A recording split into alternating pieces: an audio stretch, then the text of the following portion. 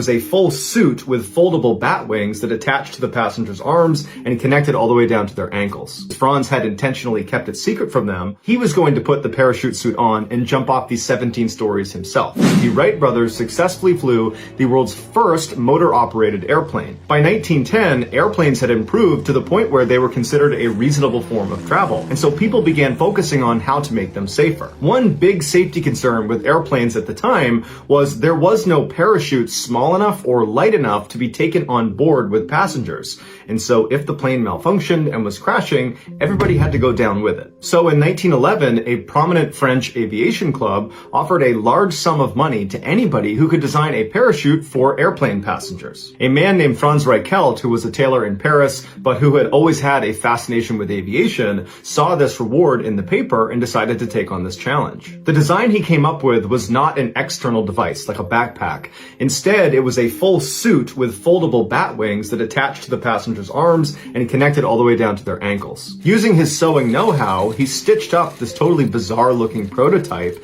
and he attached it to a dummy and threw it off of his apartment building. And amazingly, the dummy landed lightly on the ground. But when Franz, who significantly outweighed this dummy, put on his parachute suit and leapt off of the building himself, he did not touch the ground lightly. He smashed into the ground and broke his leg. But Franz was undeterred. He made dozens of changes to his suit, he added material, he subtracted material, and after a while, he felt like it was ready to be submitted to this French aviation club. But when the club members watched one of Franz's dummies wearing the suit come crashing into the ground because the canopy collapsed, they rejected his design. Franz assured them his design could work, they just needed to see it in action from a slightly higher altitude. The canopy needed more time to fully inflate. But the club members were not buying it, and they told Franz he should just give up on the design. Franz was offended and decided he would prove them wrong. So in 1911, Franz began petitioning to the city of Paris to allow him to test his design off of the Eiffel Tower. He thought if he jumped from one of their platforms, that would be high enough for his canopy to fully inflate,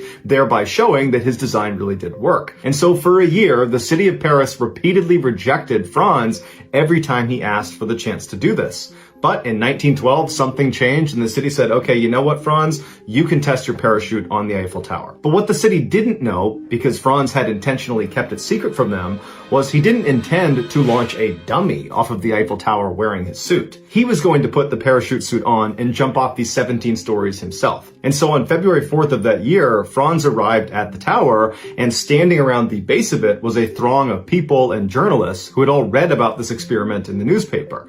And so when Franz got out and promptly put on his parachute suit, the crowd gasped. They couldn't believe he was going to be the one jumping off of the tower. And none of Franz's friends or family knew he was going to be jumping off the tower himself, and so they pleaded with him not to do this. Throw a dummy off. You should not be jumping off. This is not going to work. Legend has it, Franz turned to one of his friends and he said, "You will see that my 72 kilos and my parachute will give your arguments the most decisive of denials." Then Franz promptly turned around and began walking up the stairs towards the platform, and with him was a journalist who brought a camera. Once Franz reached the platform, the journalist began filming him, and his video would capture Franz climbing up onto the railing and then hesitating, and he anxiously begins kind of rocking back and forth like he's debating whether he's really going to do this, and then at some point he works up the courage and he jumps, and immediately his suit collapses and he slams into the ground, dying instantly. Another cameraman was on the ground and he filmed Franz's final jump. Here is a still shot of Franz right before impact.